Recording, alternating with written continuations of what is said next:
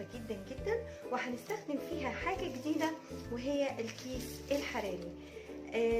الكيس الحراري ده طبعا بيسوي بسرعة جدا وبيخلي طعم الأكل حلو جدا، لأن كل الأكل بيبقى مكمور جواه، والروايح بتاعت كل المكونات بتاخد من بعض وبيبقى الطعم لطيف وجميل. تعالوا نشوف مكوناتنا ايه. فرخة محشية برز والبصل، معاها تشكيلة من الخضار رائعة. عندي جزر متقطع سلايسز كده، وعندي برضو فلفل الوان اخضر واحمر واصفر، وعندي بصل برضو متقطع سلايسز، وفص من الثوم. عندي برضو بطاطايه متقطعه كيوبس كده ومقليه، وحطاها على تيشو بتاع المطبخ لحد ما الزيت بتاعها ما بقاش فيها اي زيوت عشان تبقى خفيفه ولايت كده. وعندي برضو البتنجان متقطع كيوبس ومتحمر ومحطوط على تيشو بتاعت مطبخ، وعشان يصفي الزيت بتاعه كله. ده بالنسبه لمكونات الخضار، ولو حابين تحطوا اي خضار تاني طبعا مفيش اي مانع. البهارات بتاعتنا، عندي معلقه من الملح، عندي معلقه من الفلفل، وعندي معلقه من الثوم الباودر، ومعلقه من البصل الباودر، ومعلقه من البابريكا، وكمان معلقه من السبع بهارات. عندي فصين من الحبهان، و2 ورق لورا، وعندي كمان جوز الطيب.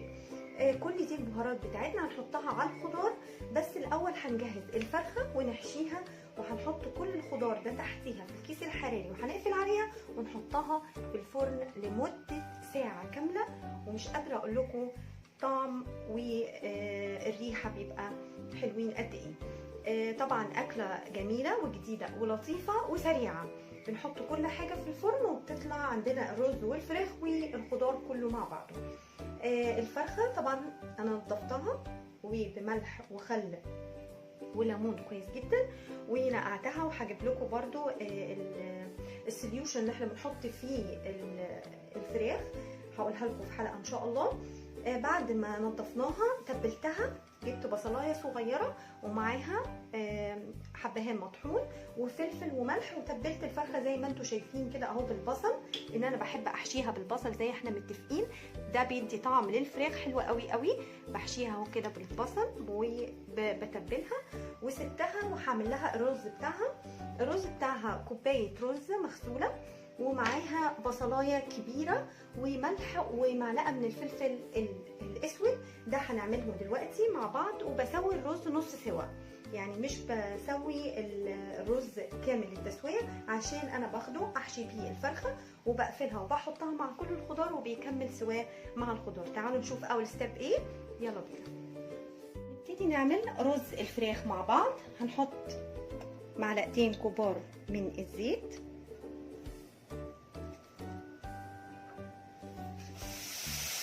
بعد ما حطينا البصل بنبدأ نبهره. هنقلب البصل شوية ونحط عليه الرز بتاعنا. نبهر الرز ده بمعلقة فلفل اسود ومعلقة من الملح،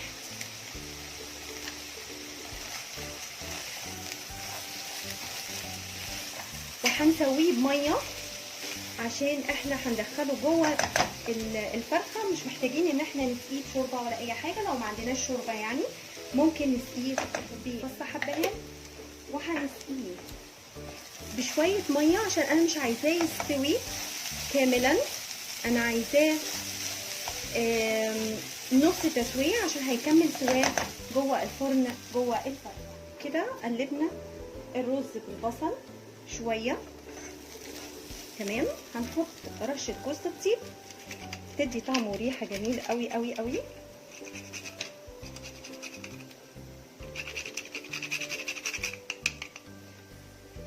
رشه كده بسيطه. وهنحط شويه ميه بس الرز يستوي نص سوا كده، وهناخده نحشي بيه الفرخه هنغطيه ونشوف هنحشي بيه الفرخه ازاي.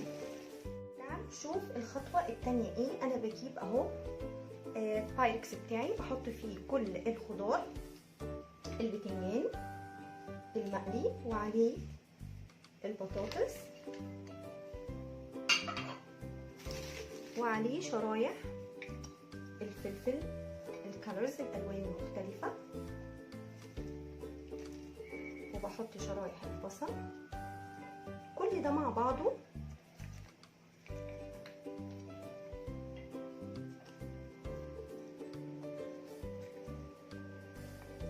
الجزر، وما ننساش فص الثوم بتاعنا عشان ده بيدي طعم جميل قوي وريحه. تمام، كل المكونات دي على البارد كده اهو، وهنحط البهارات بتاعتنا. الملح، معلقه الملح، فلفل، معلقه البصل باودر، ثوم الباودر، البابريكا، السبع بهارات،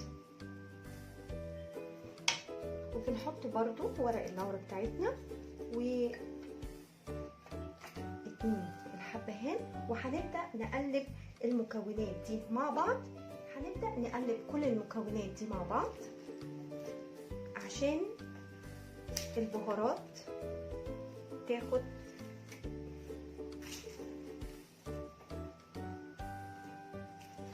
عشان الخضار ياخد من نكهة البهارات بتاعتنا. واحنا اوريدي هنحطها في الكيس الحراري ونحط فوقيها الفرخة بتاعتنا. كده الخضار بتاعنا بقى جاهز. كده سوينا الرز نص سوا زي ما احنا شايفينه، هو مش مستوي قوي بنفس كمية المية اللي انا حطيتها مع بعض وسويناه. هنيجي نحشي الفرخة بعد ما تبلناها. هنبتدي نحشيها بالرز بتاعنا الجميل ده.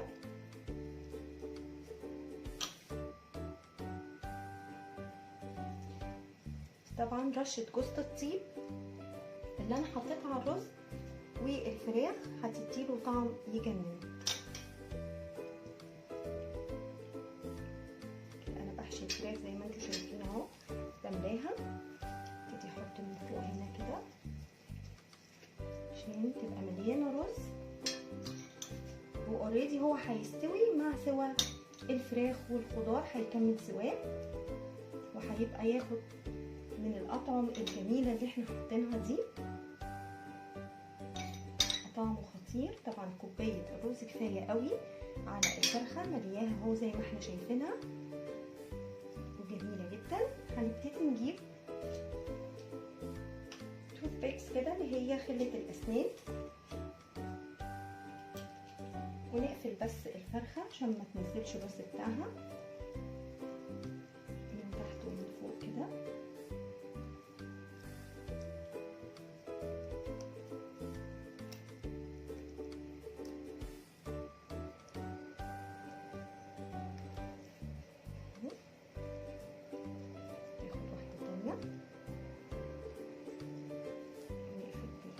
الفراخ زي ما احنا شايفين كده اهو.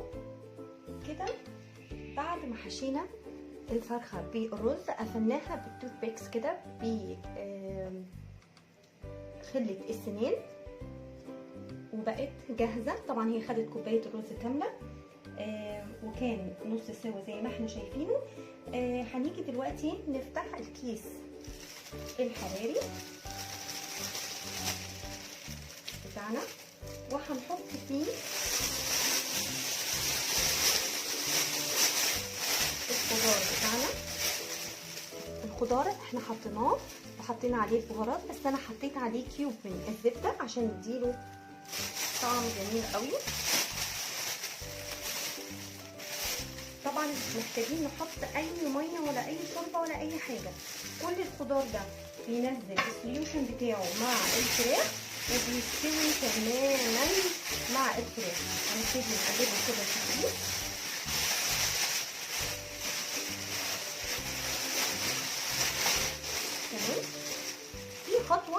الاختياري. الخطوه الاختياري ان احنا ممكن احط على الفرخه، انا حاطه معلقه صلصه وشويه زيت ونص ليمونه وكمان نص معلقه من العسل، بحطها على الفرخه بالطريقه دي، بدهن بيها الفرخه عشان تديها كلر جميل قوي قوي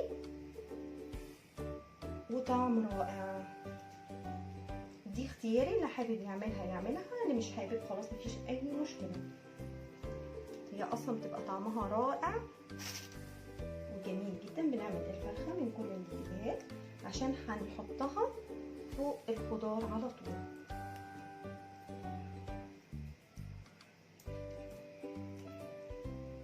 الطريقه الجميله دي هنحط الفرخه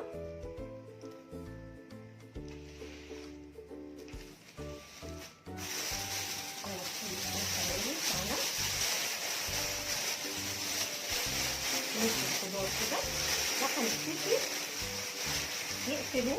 طبعا بيبقى في مع الكيس اللوك بتاعه القفل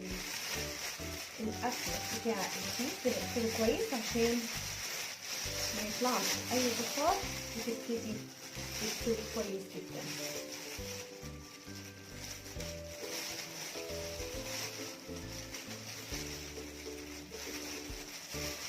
بالطريقه دي احنا قفلنا الفرخه بالخضار. هنحطها في البايركس بتاعنا وندخلها الفرن لمده ساعه كامله، وبعد كده هنطلعها ونشوف شكلها الجميل ايه. ده شكل الصينيه بتاعتنا بعد ما خرجت من الفرن، طبعا سخنه جدا. هنبدا نفتح الكيس الحراري بتاعنا، شايفين البخار. اوريكم شكل الفرخه، الله، شايفين الفرخة. نفتحها كده مع بعض،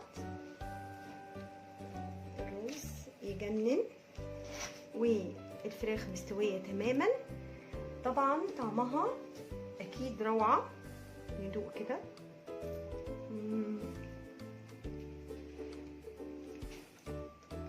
طعم رهيب ويجنن. طبعا شكلها لوحده كفايه. اتمنى تجربوها. لو عجبتكم الوصفه اعملوا لي لايك وشير وسبسكرايب، واشوفكم في حلقه جديده ووصفه جديده مع غادة محمد من مطبخ طباخه هانم. باي باي.